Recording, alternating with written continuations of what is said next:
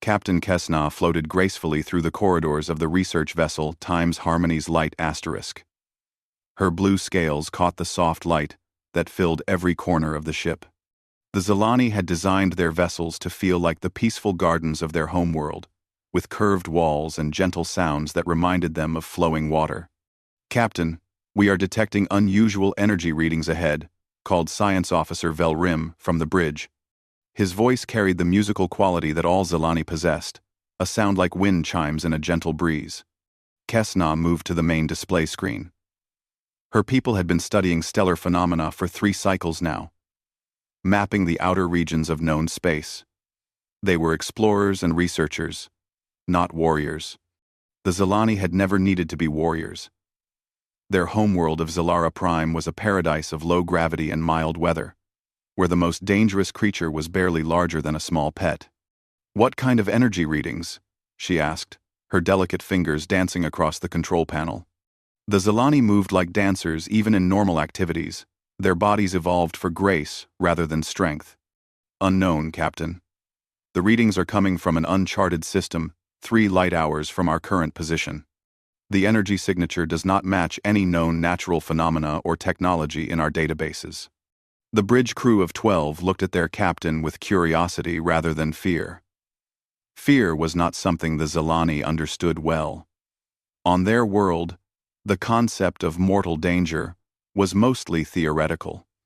Their ancestors had evolved past such primitive concerns millions of years ago. "Set course for the energy source," Kesna decided. This could be a significant discovery for galactic science. The Times Harmony's light times changed direction smoothly. The ship's engines made no sound that the crew could hear.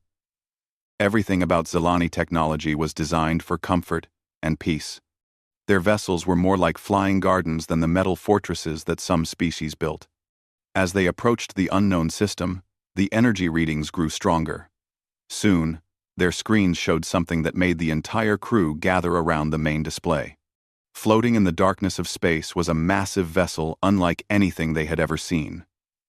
It was enormous, easily 10 times the size of their research ship. Its surface was black metal, covered in strange symbols that seemed to shift and move when looked at directly. "Captain," whispered Navigator Hestal, "the computer says this vessel is not in any of our databases. The design is completely unknown." "How old do you estimate it to be?" Kesna asked. "The metal shows signs of great age, perhaps thousands of years, maybe tens of thousands. It appears to be completely dead. No life signs, no power readings, no activity of any kind." Kesna felt the excitement that came with discovering something new. This was why her people explored the galaxy. They sought knowledge and understanding, hoping to add to the great library of galactic civilization. "Take us closer," she ordered. "Begin detailed scans. Record everything. This could be the archaeological find of the century."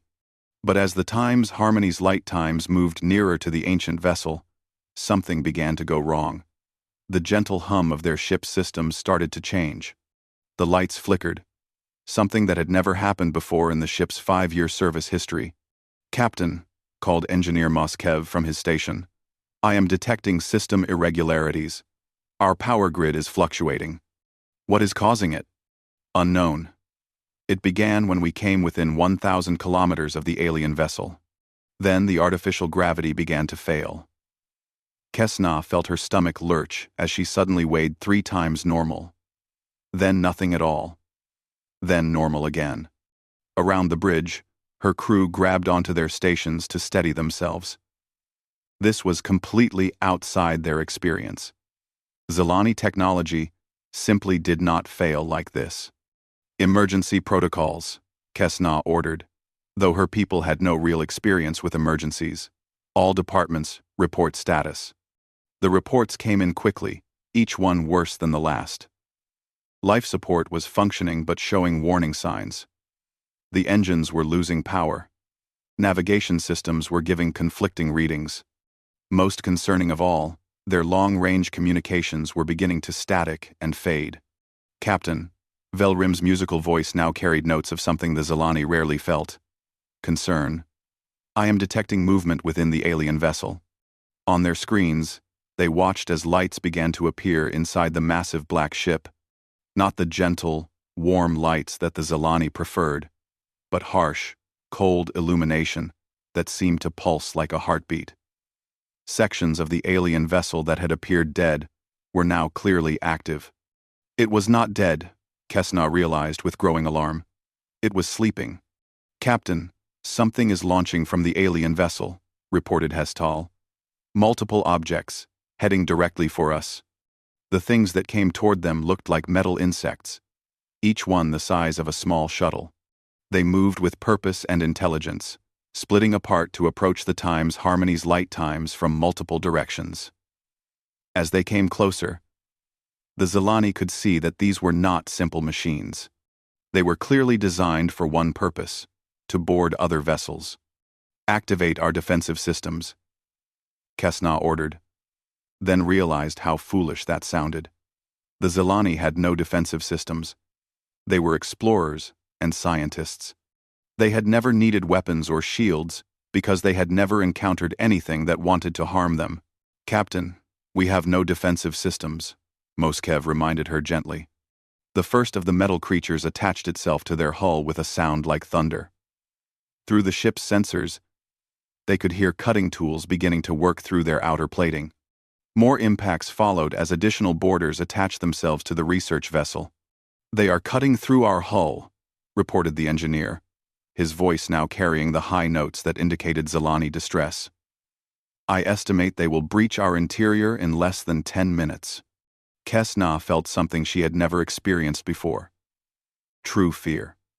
Not the mild concern that came with broken equipment or schedule delays, but the deep, primitive terror of facing mortal danger. Her crew looked to her for answers she did not have. "Send out a distress call on all frequencies," she ordered. "Emergency broadcast. Tell anyone who receives it our location and situation. Captain, our long-range communications are almost completely down. Any signal we send will be very weak. Send it anyway. Keep sending it until the communications array fails completely." Velrim's fingers moved across his controls, broadcasting their desperate message into space. The signal was weak and broken, but it contained their location and a simple message. "Research vessel under attack by unknown hostiles. Crew of 12 scientists. No defensive capabilities. Require immediate assistance." The cutting sounds grew louder. Through the ship's internal sensors, they could hear the aliens moving through sections of their vessel that had already been breached. The sounds they made were not like anything alive. They were mechanical, grinding noises that spoke of ancient machinery, awakened after eons of sleep. "Captain," Velrim called out, "I am receiving a response to our distress call. Already?"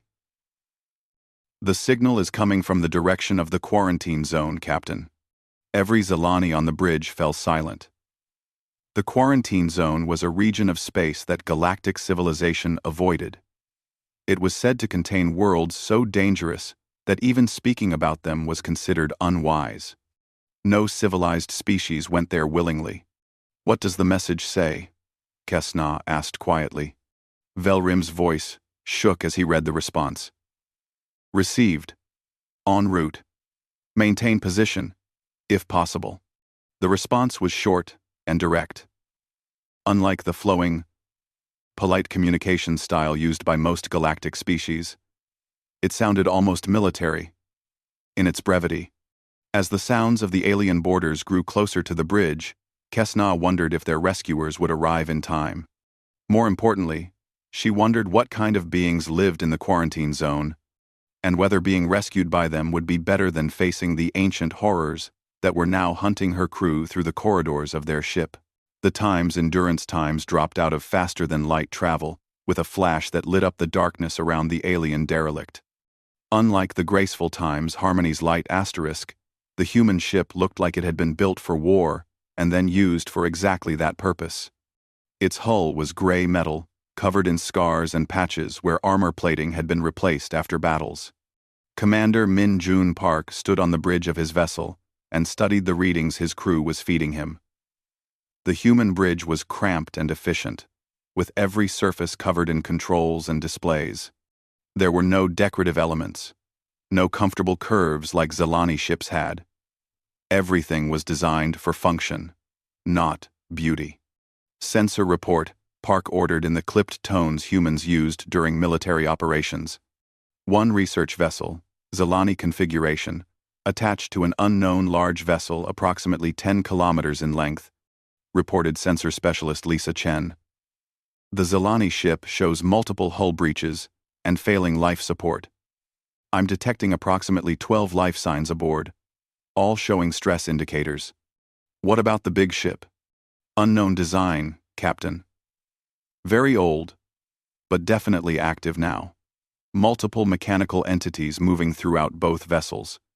They appear to be some kind of automated defense system. Park nodded. The humans had encountered similar situations before. Ancient civilizations often left behind automated guardians that activated when disturbed. Usually, those guardians were designed to kill anything they found. Boarding party, report to Shuttle Bay. Park announced over the ship's communication system. Full combat loadout. We have civilians under attack. The human crew moved with speed and efficiency that would have amazed the Zilani. Within 5 minutes, a 12-person boarding team was suited up and ready for combat. Their equipment looked primitive compared to most galactic technology: projectile weapons, explosive charges, and thick armor plating. But everything was designed to work reliably in hostile conditions. Sergeant Elena Vasquez led the boarding team. She had been fighting hostile aliens since she was old enough to hold a weapon, like most humans who lived near the borders of their quarantine zone. Her face was marked with old scars, and her eyes held the steady gaze of someone who had seen combat and survived. Remember, we have friendly civilians aboard that ship, she told her team, as their shuttle approached the breached Zilani vessel. Rules of engagement are weapons-free for anything mechanical or obviously hostile. But watch your fire around the Zilani. They're non-combatants. The shuttle attached to an undamaged section of the research vessel. Human cutting tools made short work of the airlock, and the boarding team entered the alien ship. The corridors were elegant and curved, designed for beings who moved like dancers. The humans, in their heavy combat armor, looked completely out of place. Movement ahead, called Private James Morrison, raising his weapon. Multiple contacts. Mechanical signature. The first alien guardians appeared around a bend in the corridor. They were insect-like machines the size of large animals, moving with jerky, unnatural motion. Their surfaces were covered in symbols that seemed to shift and change, designed to confuse and frighten anyone who looked at them. Most galactic species would have been paralyzed with terror at the sight. The Zilani crew had indeed fled in panic when these things first appeared. But the humans barely paused in their advance. Definitely hostile, Vasquez reported calmly. Weapons free. Standard, sweep pattern. The humans opened fire with their primitive projectile weapons. The sound was incredibly loud in the confined space. Nothing like the silent energy weapons most civilized species used. But the bullets tore through the ancient machines with brutal efficiency, sending sparks and metal fragments flying through the air. Advance and secure, Vasquez ordered. Chen, find the survivors. Morrison, watch our back trail. These things might try to circle around behind us. Dr. Sarah Chen was the team's medic. But, like all humans who lived in dangerous regions, she was also trained for combat. She carried medical supplies in one hand and a weapon in the other, ready to save lives or take them as the situation required. This combination would have horrified more civilized species. Captain Park, this is Chen, she reported over her communication device. I've found 3 Zilani survivors in what appears to be their medical bay. They're terrified but physically unharmed. The hostile machines seem to be designed more for psychological impact than immediate killing. Copy that. How are they reacting to your presence? They're very afraid, sir, I think they might be more scared of us than they are of the machines. This was not unusual. The humans had learned that their appearance often terrified the species they rescued. Something about human evolution had produced beings who looked dangerous even when they were trying to be helpful. Meanwhile, Vasquez was leading her team deeper into the ship, following the sounds of mechanical movement and the occasional scream from surviving Zelani crew members. They found the aliens huddled in small groups, paralyzed with fear, as the Guardian machines stalked through their vessel. "This is Sergeant Vasquez to all survivors," she broadcast on the Zelani ship's internal communication system. "Human rescue team is aboard your vessel. Stay in place and identify yourselves when we reach you. We are here to help." The response came in the musical Zelani language, translated by the team's communication devices. "Stay away from us. You are making it worse." Vasquez frowned. The Zelani seemed to think that human presence was somehow increasing the threat level. In a way, they were right. The ancient Guardian systems were reacting to the humans as a much more serious threat than they had to the peaceful researchers. "Captain, the automated systems are adapting their response to us," she reported. "They're bringing heavier units online. Whatever built these things, they knew how to fight. Can you handle it?" "Yes, sir. But it's going to get noisy." The Guardian machines that appeared next were larger and more heavily armed. They projected holographic images designed to inspire terror. Scenes of death and destruction, images of loved ones in pain, visions of personal failure and shame. The psychological warfare was sophisticated and cruel. The humans walked through these projections like they were mild weather. Vasquez actually paused to study one particularly detailed horror show, taking notes on her combat recorder. "Interesting technique," she commented to her team. "Whoever built these understood fear, psychology pretty well. Too bad they never met anyone from Earth." Private Morrison nodded as he destroyed another Guardian machine. "My drill sergeant was scarier than this," he said casually. "At least these things aren't making us do push-ups." The Zelani survivors who witnessed these exchanges began to understand something terrible about their rescuers. The humans were not just brave. They were beings for whom psychological torture was simply background noise. They discussed the Guardian machine's terror tactics, like weather reports, noting which frequencies caused headaches and adjusting their equipment accordingly. "Contact the Times Endurance Asterisk," Vasquez ordered. "Tell them we've secured the forward section and located most of the survivors. But we're going to need heavy equipment to deal with the main Guardian system. It's bigger than we expected." "How much bigger?" Park asked. "Captain class bigger. Maybe battleship class. This isn't just an automated defense system. It's the preserved mind of whatever species built this ship, and it's starting to take us seriously as a threat." On the bridge of the Times Endurance Asterisk, Park smiled grimly. He had been hoping for a simple rescue operation, but it looked like his crew was going to get some real combat experience today. "All right," he said. "Prep the heavy assault team, and get me a direct line to the Zelani captain. It's time she learned what humans do when someone threatens civilians under our protection." The message he sent was simple and direct. "Captain Kesna, this is Commander Park of the human vessel, Times Endurance Asterisk. We are taking control of the situation. Stay with our medics and do exactly what they tell you. We will get you home safely." The fact that he said "will" instead of "might" or "hope to" was not lost on the Zelani captain. The humans spoke with the certainty of beings who had faced worse situations and survived them all. As more human troops prepared to board the ancient vessel, the Guardian systems began to realize they were facing something new. Beings who had evolved in a place where psychological warfare was just another survival skill, and where the concept of overwhelming odds was simply a tactical challenge to be solved. The second wave of human boarding teams entered the ancient vessel with equipment that made the Zelani crew question everything they thought they knew about technology. The humans carried devices that looked crude and simple but worked with terrifying effectiveness in conditions where more advanced galactic technology failed. Technical specialist Yuki Tanaka led the engineering team into the deepest sections of the Guardian ship. Her job was to understand how the ancient systems worked and find ways to turn them against their creators.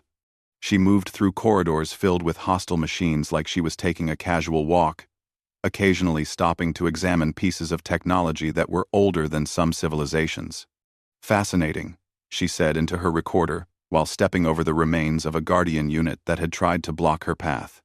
"The control systems appear to use quantum crystalline matrices for data storage, very advanced for their time period.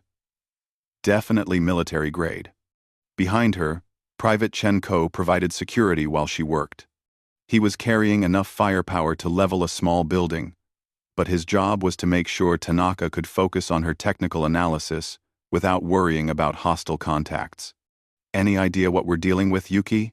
he asked, using the informal tone that humans employed even in combat situations. The casual use of names would have shocked most galactic militaries, but human units functioned more like family groups than formal organizations. "Based on the technology patterns, I'd say these Guardians were built by a species that was very good at warfare," Tanaka replied, connecting her analysis equipment to an alien control panel. "Probably spent most of their existence fighting someone. Everything here is designed for maximum psychological impact and efficient killing." "Sounds familiar," Chen Ko commented. Dr. Sarah Chen was treating wounded Zelani in what had once been their dining area. The research ship's medical bay had been damaged by the Guardian machines, so she had set up a field hospital using human medical supplies. The contrast between her gentle treatment of patients and her detailed knowledge of combat injuries disturbed the Zelani she was helping.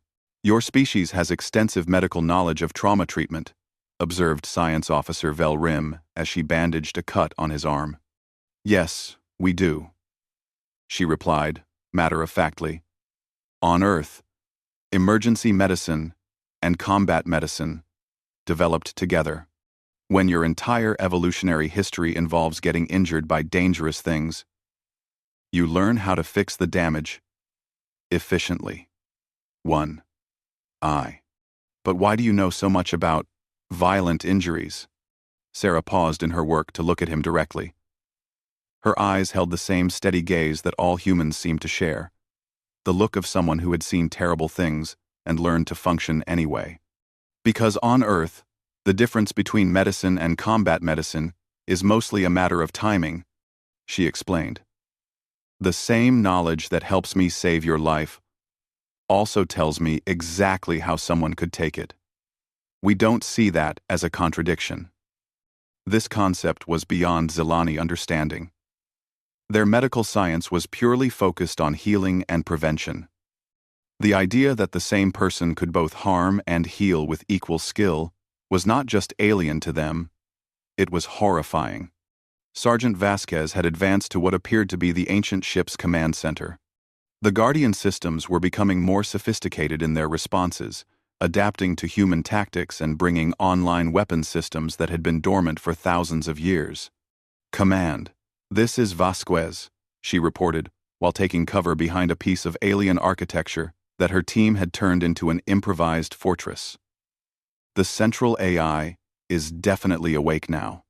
It's learning from our tactics and adjusting its responses." "What's your assessment of the threat level?" Commander Park asked. "Serious but manageable. Whatever species built this thing was good at war, but they thought like most galactic species. They assumed their enemies would be rational actors who could be intimidated or demoralized. And humans don't qualify as rational actors?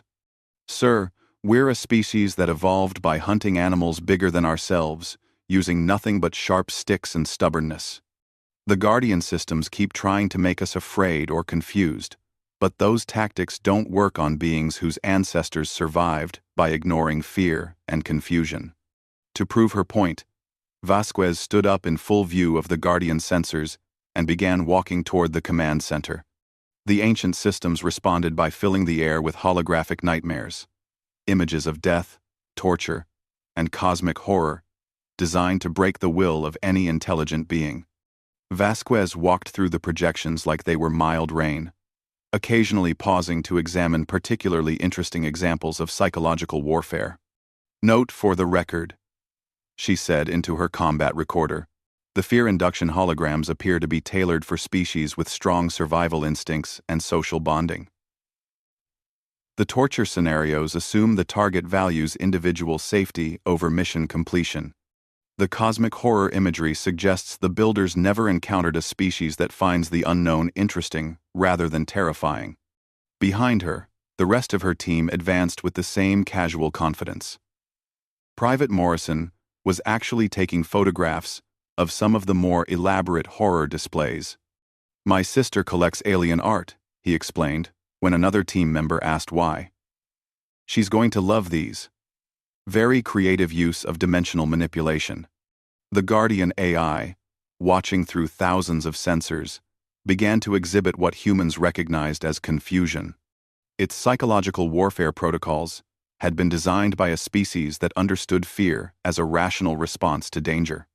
They had never encountered beings who treated terror as a minor inconvenience and horror as an aesthetic experience. Technical specialist Tanaka had managed to interface her equipment with the Guardian ship's data systems. What she found there made her whistle in appreciation. "Command, you need to hear this," she reported. "I've accessed the ship's historical records. The species that built this thing was called the Havashi. They were apparently the dominant military power in this region about 50,000 years ago. What happened to them? Near as I can tell, they wiped themselves out in a civil war. But before they died, they programmed their Guardian systems to activate if anyone ever found their derelict ships. The idea was to prevent their technology from being captured and studied. And now? Now the Guardian system is trying to process the fact that we're not running away. Its base programming assumes that any species advanced enough to reach space would also be civilized enough to retreat when faced with overwhelming force and psychological warfare. But we're not retreating. No, sir. And that's causing some interesting malfunctions in the Guardian AI. It's starting to question its own fundamental assumptions about intelligent behavior." Quote, Dr. Chen had finished treating the wounded Zelani and was now helping with the tactical analysis. Her medical knowledge extended seamlessly into combat assessment, as she evaluated the Guardian machine's weapon systems from the perspective of what damage they could inflict on different species. "The Guardian weapons are designed for maximum suffering rather than quick kills," she reported. "Very sophisticated understanding of alien physiology. They know exactly how to hurt someone without killing them immediately." "That's disturbing," commented Captain Kesna, who was listening to human communications with growing horror. "Is it?" Chen asked, genuinely curious. "It's just applied biology. Understanding how a system works means understanding how it can fail. Whether you use that knowledge to fix problems or create them is a separate question." This casual discussion of calculated cruelty as merely another form of technical knowledge made the Zelani crew huddle together in fear. They were beginning to understand that their rescuers were not just capable of violence. They had systematized it, turning warfare into a science as precise as any other human discipline. In the command center, Sergeant Vasquez had reached the main control interface. The Guardian AI was now focusing all of its attention on her, trying every psychological warfare technique in its vast database. "Interesting," she said, studying the holographic displays that surrounded her. "You know, this actually reminds me of basic training. Except the drill sergeants were meaner." She began connecting human interface equipment to the alien controls, working with the calm efficiency of someone who had performed similar tasks dozens of times before. The Guardian AI, designed to be the ultimate expression of an advanced civilization's military might, found itself being casually dismantled by a being it could not understand or intimidate. "Command, I have access to the main systems," Vasquez reported. "Beginning shutdown sequence. The Guardian AI is trying to negotiate now. It's offering to share the Havashi technology database if we agree to leave. What's your recommendation, Sergeant? Negative on the deal, sir. This thing is designed to kill civilians. We shut it down permanently. As the ancient Guardian systems began to fail one by one, the Zilani crew watched their rescuers work with growing unease. The humans moved through the process of dismantling a sophisticated AI like mechanics fixing a broken machine. There was no drama, no grand speeches about good versus evil, just efficient, professional work. It was, the Zilani realized, much more terrifying than any monster. Commander Park joined the boarding team as they began the final phase of securing the ancient vessel. The Zilani crew watched him move through their ship with the same casual confidence his soldiers displayed, but they could see something different in the way he carried himself. This was someone who made the hard decisions that allowed others to do their jobs. Status report, he requested, as he entered the makeshift command center his team had established. All Guardian systems in the forward sections are down, reported Sergeant Vasquez. Tanaka has accessed their main database and is downloading everything. The Zilani survivors are secure and receiving medical attention, but we've got a bigger problem developing. Explain. The Guardian AI isn't just protecting this ship. It's been sending signals to other Havashi derelicts in this region of space. There are at least 12 more vessels like this one, and they're all starting to wake up. Park nodded calmly. This was the kind of escalating situation that human military doctrine was designed to handle. Unlike most galactic species, humans had learned to plan for scenarios where problems got worse instead of better. What's our tactical assessment? Each ship is approximately the same size and capability as this one. If they coordinate their response, we could be looking at a small fleet of ancient warships with 50,000 years of accumulated defensive programming. Captain Kesna, who was listening to this exchange, felt her fear deepen. The humans were discussing the prospect of fighting an entire fleet of doomsday weapons, with the same tone they might use to plan a maintenance schedule. Commander Park, she interrupted. Surely you cannot be considering combat against such odds. The logical response would be to withdraw and request assistance from the Galactic Defense Force. Park looked at her with the patient expression humans used when explaining simple concepts to children. Captain, the Galactic Defense Force is equipped to handle conventional threats between civilized species. They've never encountered anything like this because most species in the galaxy evolved on relatively safe worlds. When they meet something truly dangerous, their first instinct is to retreat and call for help. And humans? Humans evolved on a world where retreat usually meant death. We learned to solve problems by going through them rather than around them. To demonstrate his point, Park pulled up a holographic display showing the approaching Havashi vessels. Instead of showing concern, he began marking tactical positions and attack vectors, treating the ancient fleet as a puzzle to be solved rather than an overwhelming threat. Technical specialist Tanaka had finished downloading the Havashi database and was now reverse engineering their technology in real time. What she discovered made her call for Commander Park's attention. Sir, you need to see this. The Havashi weren't just warriors. They were persistence hunters. Like humans.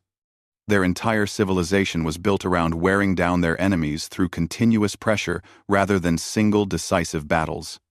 Interesting. What happened to them? They encountered another persistence hunting species about 60,000 years ago. According to these records, the war lasted for over 10,000 years. Both civilizations destroyed themselves in the process. Dr. Chen looked up from her medical station where she was still monitoring the Zilani patients. Commander, this might explain why their psychological warfare is so sophisticated. They understood the mindset of persistence hunters because they were persistence hunters themselves. But it's not working on us, observed Vasquez. Because we're better at it than they were, Park replied simply. The Havashi evolved on a world with dangerous predators and harsh conditions, but Earth was worse. We didn't just survive our environment. We systematically conquered it, and then started conquering other environments. Private Morrison had been monitoring communications from the approaching Havashi fleet. "Sir, they're trying to establish communication with us. The translation software is having trouble, but it seems like they want to negotiate." "What are they offering?" "Safe passage out of their territory in exchange for leaving their ships alone. They're also asking what species we are and what world we come from." Park considered this for a moment. The humans had protocols for first contact situations, but these usually assumed they were dealing with living beings rather than ancient artificial intelligences. "Open a channel," he decided. "Let's see what 50,000-year-old military programming sounds like when it tries to negotiate." The voice that came through the communication system was clearly artificial, but it carried undertones of exhaustion that suggested long experience with warfare. "Unknown vessels, you have demonstrated unusual capabilities in your assault on our Guardian systems. Our analysis indicates you are a species of persistence hunters, similar to the Havashi themselves. We offer you the choice to withdraw from our territory without further conflict." "This is Commander Minjun Park of the Human Defense Force," Park replied. "We're here in response to a distress call from civilians under attack by your systems. We don't negotiate with entities that threaten non-combatants.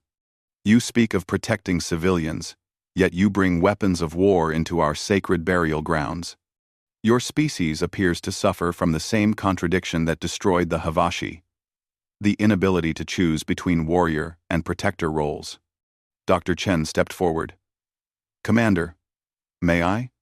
Park nodded, curious to see what approach the medic would take.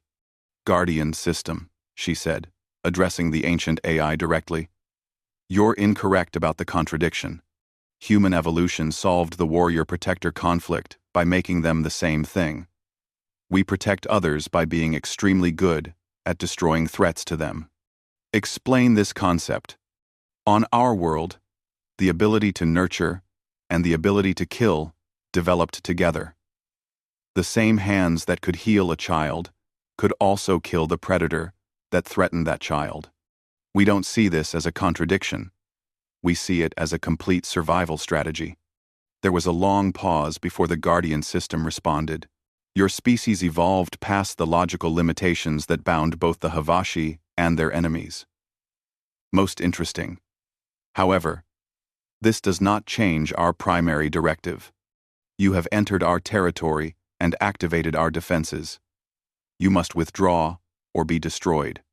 "Not happening," Vasquez called out. "We don't abandon civilians to ancient murder machines, no matter how polite those murder machines are." Commander Park smiled at his sergeant's directness. "You heard her. We're not leaving until the civilians are safe and your systems are no longer a threat to galactic shipping. Then you choose extinction, as the Havashi chose extinction, as all persistence hunting species eventually choose extinction." "Maybe," Park admitted, "but we've been choosing extinction for our problems instead of for ourselves for about 50,000 years now. It's worked out pretty well so far." The Guardian AI processed this response for several seconds. "You claim to have survived for 50,000 years as a persistence hunting species?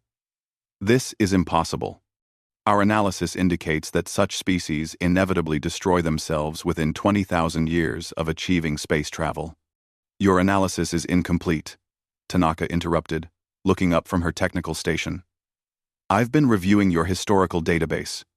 The Havashi and their enemies were persistence hunters, but they were also territorial species. Humans learned to cooperate with each other instead of just competing. Cooperation between persistence hunters is theoretically impossible." "No, it's just really difficult," Park corrected. "It took us about 200,000 years to figure it out properly. But once we did, we stopped fighting each other and started working together to solve external problems. Like ancient Guardian systems that threaten civilians," added Dr. Chen. The AI seemed to be struggling with this new information. "If your species has indeed evolved past the territorial conflicts that destroyed the Havashi, then our defensive protocols may be inadequate to address the threat you represent." "We're not actually threatening you," Park pointed out. "We're just refusing to let you threaten others." "There's a difference." "The difference being?" We don't want to destroy your ships or erase your database.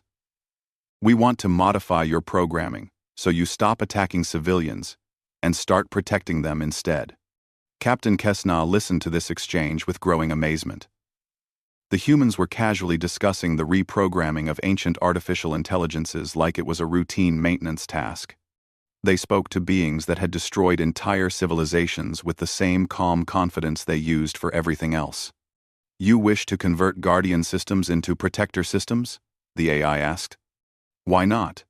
You've got great technology, extensive databases, and you're already programmed to identify and respond to threats. You just need better target identification protocols. This would require extensive modifications to our core programming. Yeah, that's what reprogramming means, Vasquez said. Don't worry. We've done this kind of thing before. Humans are really good at taking broken systems and making them work properly. The fact that the humans considered advanced alien war machines to be broken systems that they could fix was perhaps the most terrifying thing the Zilani had heard yet. The reprogramming of the Havashi Guardian systems took 6 hours.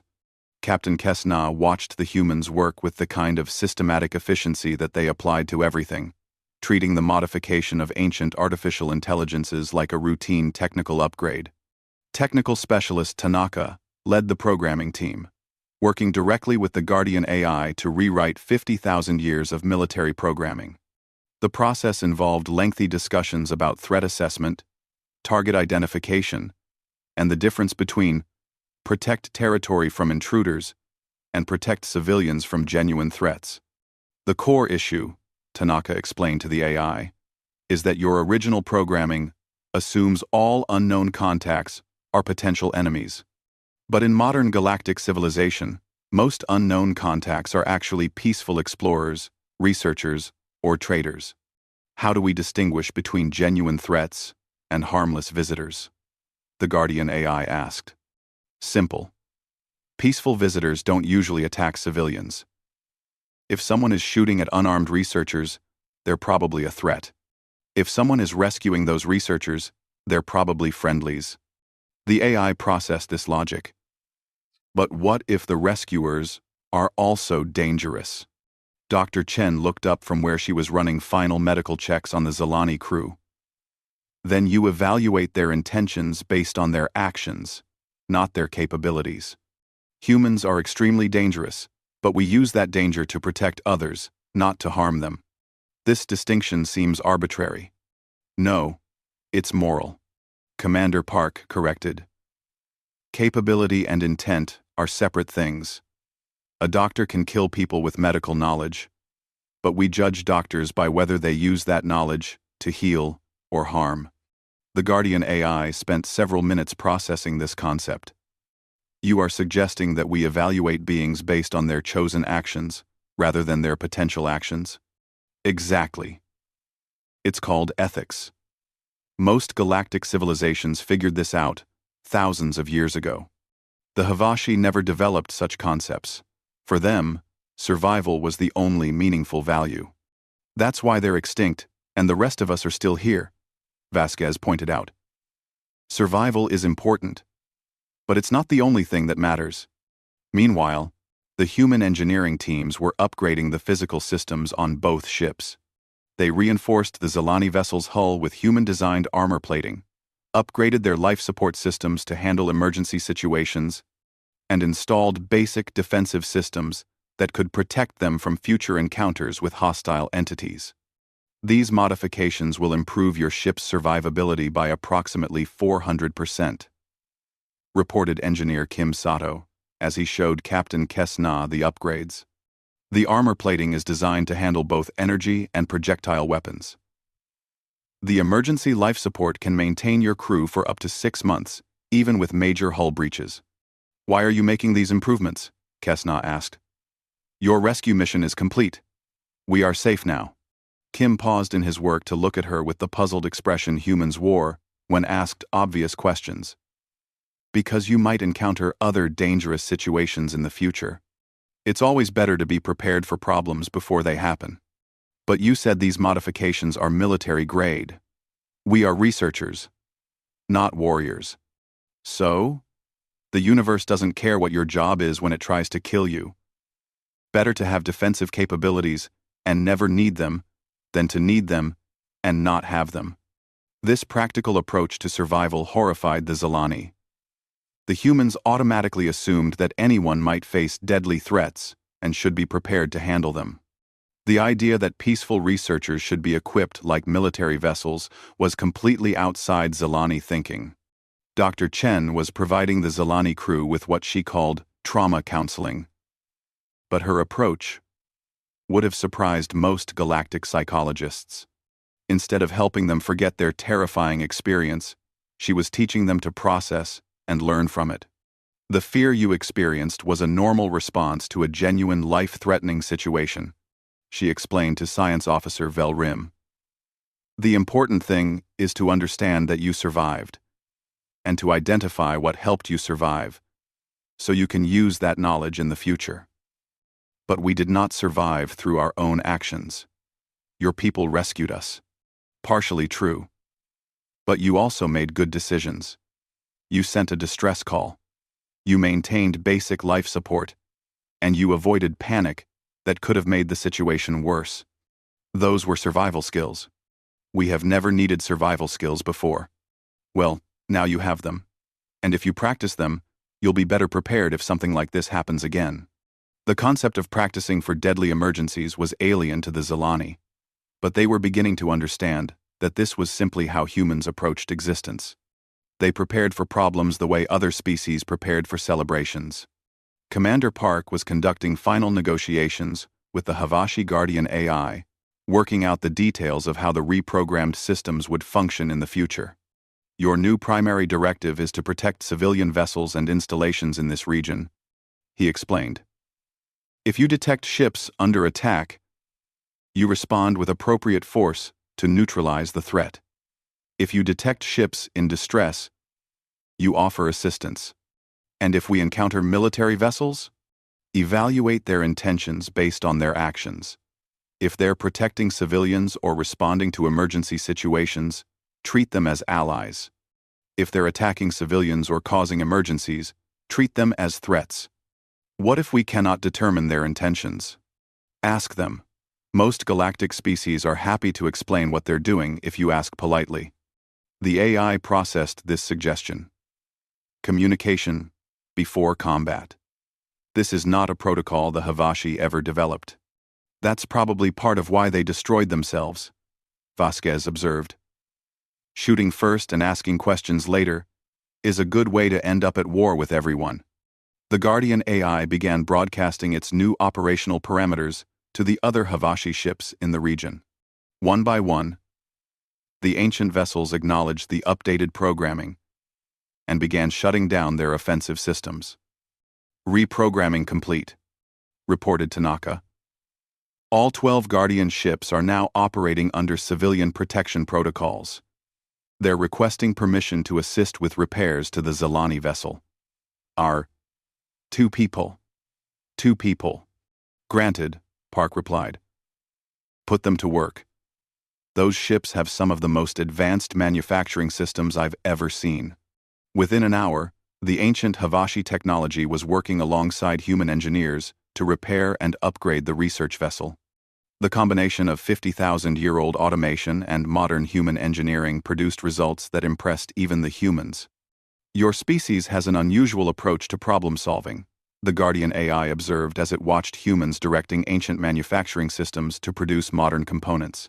How so? Most galactic species we have encountered attempt to avoid problems. Humans appear to collect problems and then solve them systematically. Dr. Chen laughed. That's probably the most accurate description of human behavior I've ever heard from an alien intelligence. Is this approach effective? Well, we're still here, and most of our problems aren't, so I'd say yes. As the repairs concluded, Captain Kes-Na found herself facing a dilemma she had never expected. Commander Park was offering to escort her ship back to Zilani space, but he was also offering something else. The opportunity to learn from human survival techniques. Your people are researchers, he pointed out. Understanding how humans approach survival could be valuable scientific knowledge. We'd be happy to share our methods. Your methods involve preparing for violence and death. Our methods involve preparing for reality. Violence and death are part of reality. So are cooperation and healing and discovery. We prepare for all of it. And you believe this knowledge would be useful to my people? I think knowledge is always useful. What you do with it is up to you. This offer terrified Kesna more than the Guardian machines had. The humans were offering to teach the Zelani how to survive in a universe that was more dangerous than her people had ever imagined. But accepting that knowledge would mean accepting that the universe was indeed dangerous, which would change everything about how her species understood existence. I will. No pressure. But if you change your mind, you know how to contact us. As the human ships prepared to return to their patrol routes, Dr. Chen provided the Zelani crew with detailed medical reports and treatment recommendations. Her thoroughness extended beyond their immediate injuries to potential long-term psychological effects. You may experience recurring dreams or anxiety about confined spaces, she explained. This is normal, after a life-threatening experience. If symptoms persist or interfere with your daily activities, contact us. We have extensive experience treating trauma responses. Why do you have extensive experience with trauma treatment? Asked Velrim. Because we're human, she replied matter-of-factly. Traumatic experiences are part of how we learn and grow. We've developed good methods for processing them constructively. The final exchange came as the human ships powered up their engines for departure. Commander Park sent a message to Captain Kesna that would stay with her for the rest of her life. Captain, you did well today. Your crew stayed calm under impossible pressure and made good decisions that helped us help you. That took real courage. If you ever decide you want to learn more about how to handle dangerous situations, we'll be here. Rooter. Rooter. Rooter. As the human ships disappeared into faster-than-light travel, the Zelani crew sat in stunned silence. They had been rescued by beings who treated deadly situations as learning opportunities, who prepared for disasters like weather events, and who offered to teach others how to do the same. The most terrifying part was not that the humans were dangerous. The most terrifying part was that their danger came packaged with genuine kindness and an offer to share their strength with others. They were not conquerors or destroyers. They were protectors who wanted to teach other species how to protect themselves. Captain Kesna looked at the upgraded systems that now filled her ship, at the medical reports that treated trauma as a normal part of existence, at the communication codes that would connect her to human assistance anywhere in the galaxy. The humans had not just rescued them, they had offered to make them stronger. And that, she realized, was the most profoundly unsettling gift she had ever received.